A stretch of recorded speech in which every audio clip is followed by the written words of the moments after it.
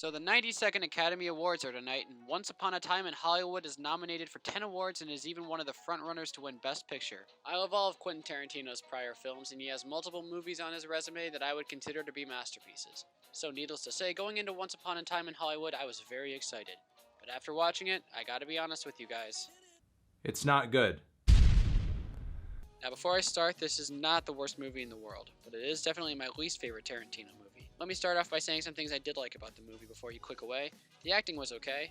Not award winning, but fine. So why Brad Pitt is probably going to win Best Supporting Actor when Willem Dafoe isn't even nominated, I can't tell you. I also thought the set design and music were pretty good, and the last scene was one of my favorite Quentin Tarantino scenes of all time. That's pretty much all the stuff I liked. Now time for the stuff I didn't like. First and foremost, this movie has no plot and it's really boring. On paper, it follows Leonardo DiCaprio playing Rick Dalton and his stuntman Cliff Booth as they go about their everyday lives. I know this is technically considered a slice of life movie, which is fine, except it's not a good one. There have been great slice of life movies in the past. Let's compare this to The Wrestler. Like Once Upon a Time, The Wrestler follows a story about somebody transitioning to a new phase in their life. In The Wrestler and Once Upon a Time in Hollywood, it's about characters transitioning from the prime of their careers to obscurity. He's clinging onto the past, and after losing almost everything that he loves, he decides to continue to do the one thing that matters to him despite the toll it might take on his health. His speech at the end of the movie is a reflection on his entire character arc. As he contemplates everything that has happened to him since his heyday, the audience sees a more mature and grown character.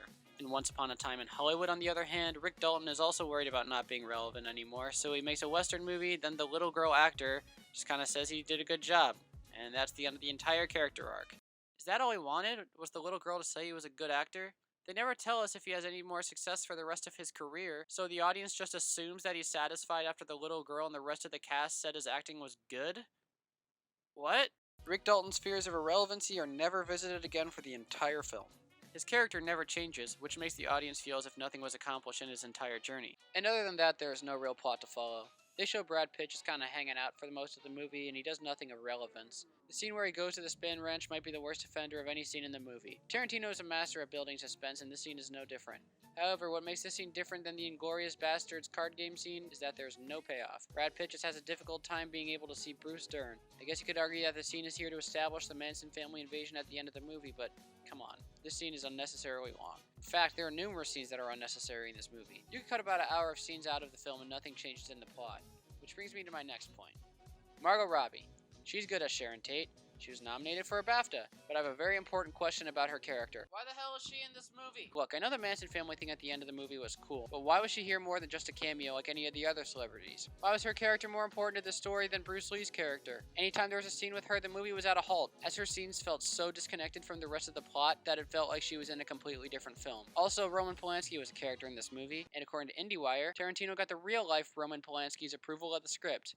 Because we have to make sure that Roman Polanski's comfortable with the narrative. He seems like a guy with good morals, and I'm sure glad Roman Polanski isn't upset about anything. You nasty. This point's a little personal and nitpicky, but on a technical level, scenes from Rick Dalton's TV acting were dumpster fires. This film takes place in 1969. Look at these camera shots. Look how this is directed. This is supposed to look like it's from 1969. These shots look like they were directed by Tarantino, as he's the only person on the planet to ever direct like this. For as much praise as this movie is getting for looking like it's something from a different time period, it's really killed the magic for me. And as you could very easily tell that this is not from the 1960s, it becomes very distracting. The biggest problem with me from this movie is that it has no plot.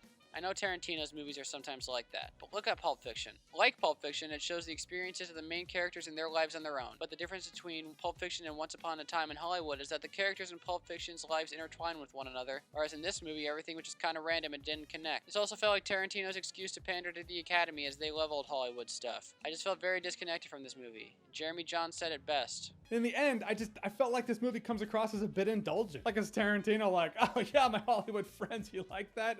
You get it. And I get this movie's a love letter to 1960s Hollywood, because I always hear that when I have a critique, there will be someone who says, it's a love letter. And I get that, but that's not gonna carry a film. This really does feel like Hollywood kissing its own ass. Tarantino's doing everything he can to win Best Picture. Though he has been deserving of it, in my opinion, this shouldn't be the movie to get it done.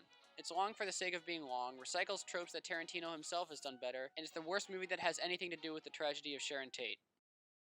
Okay, the second worst movie.